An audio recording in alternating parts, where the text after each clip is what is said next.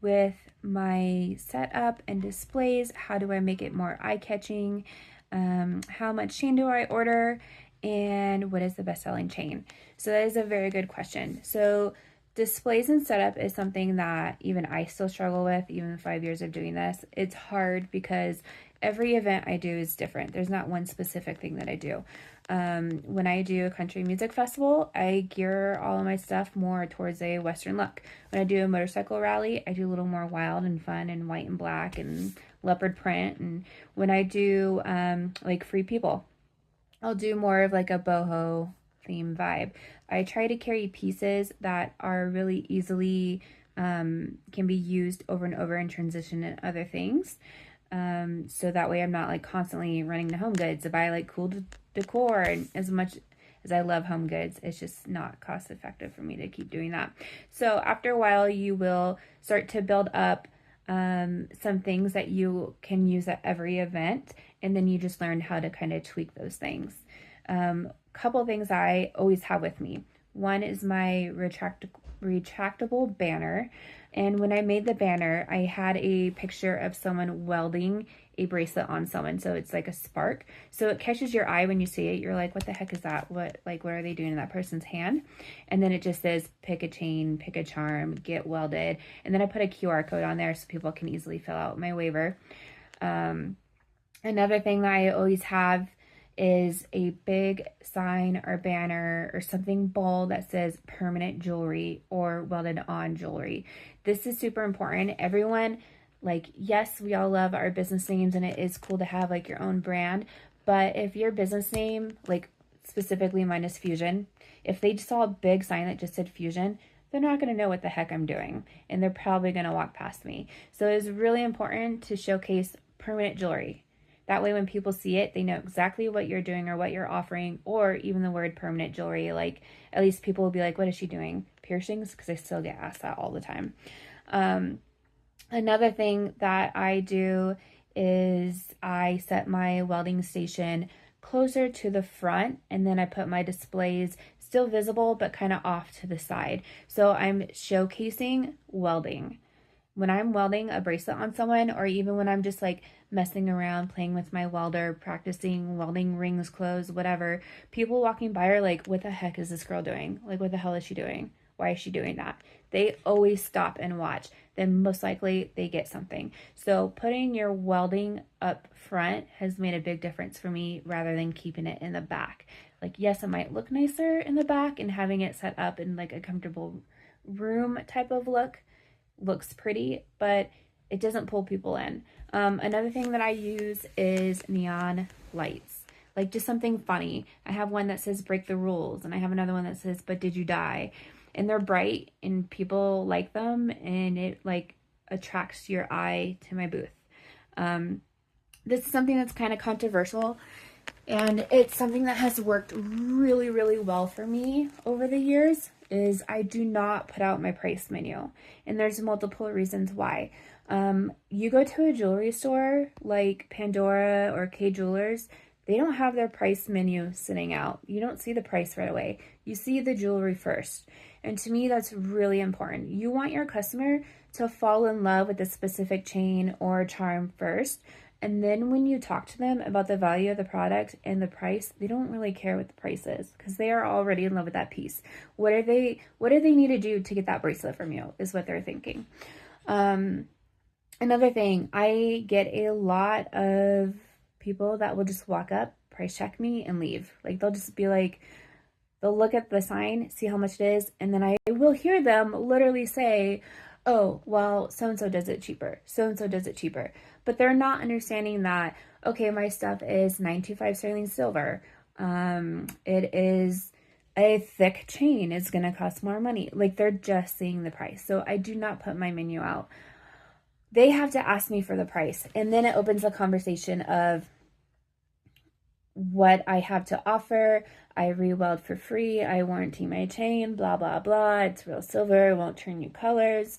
Try this on. It's so beautiful. It gives you an opportunity to sell to the customer without them automatically shutting you down in their head because they don't like the price point.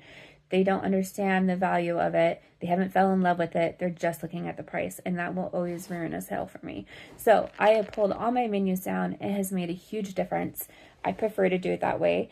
It forces the customer to talk to me, and it gives me a reason to explain and sell to them. And that has been a huge thing that in my business that I have changed, has really helped me a lot. What else do I do? I usually don't sit and hide in my booth. I stand out to the side of it, or I stand like at a table, or I'm welding and working on something, so people feel comfortable to like approach and talk to me. If you're just sitting in the back of the booth on your phone or like looking too busy, people aren't going to stop and talk to you, and you're going to lose the opportunity to sell to that person. That is something that I do see a lot. And I notice like sometimes I'll hire like my staff to help me out, and if they're not up and friendly and talking to people, we're not making sales. So be friendly, be approachable. That's going to make a difference, and that's going to set you apart too.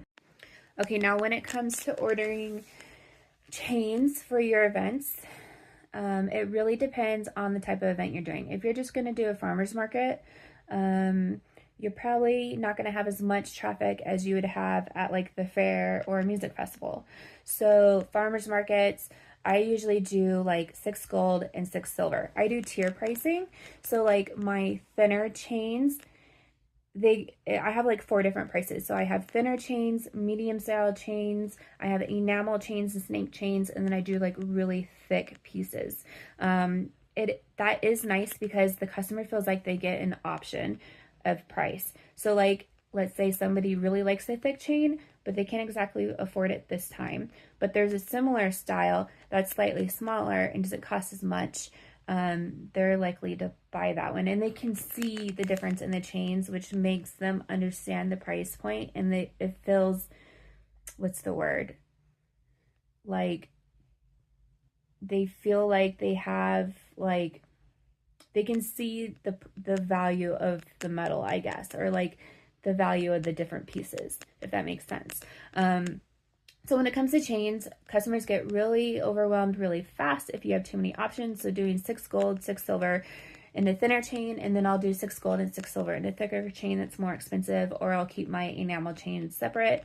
And that has helped. Then I only order like 5 feet of each chain, and if I sell out, then I'll have a little bit extra that I can pull out and set up.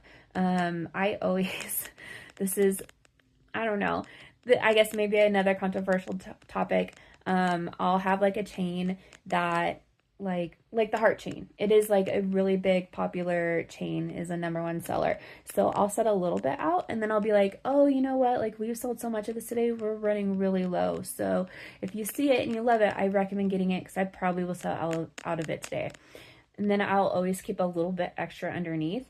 And that always works too, because then you're putting like a rush on the item. Like you're putting like, I need this, like it's going to be gone, it's not going to be here. And the person usually always like, oh yeah, I need to have that before it's gone. So that's a little trick that I do. When I do bigger events, I order 10 feet of each chain. And then if I have like a really busy weekend and I know that I'm gonna have like back-to-back events all weekend long, and then the next weekend too, and I know I'm not gonna have time to order chain for another event, then I will have 10 feet, and then I'll make sure that I have a little bit extra in case I sell out of something. So that's been helpful. Charms, if I'm doing a smaller event, I'll bring all my charms and set them up for people. If I'm doing a really busy event, I don't like to bring my charms. It takes people a long time to decide what they want. They get dropped, they get spilt all over the place, people walk off with them. It's hard when I'm super busy and I have a line of people wanting permanent jewelry, and like you can't keep track of your charms. So personally, I don't bring charms to bigger events. I will do them for smaller events. If I'm doing like a spa or salon or something that's like business to business, I'll always ask the host, is there anything special that you would like to have there? Is there anything that I can have for you? Can I order ahead of time? Is there a specific chain you're looking for? Do you want a cute little charm that like kind of matches, you know, your business or your theme? That is something that kind of sets me apart from other people too.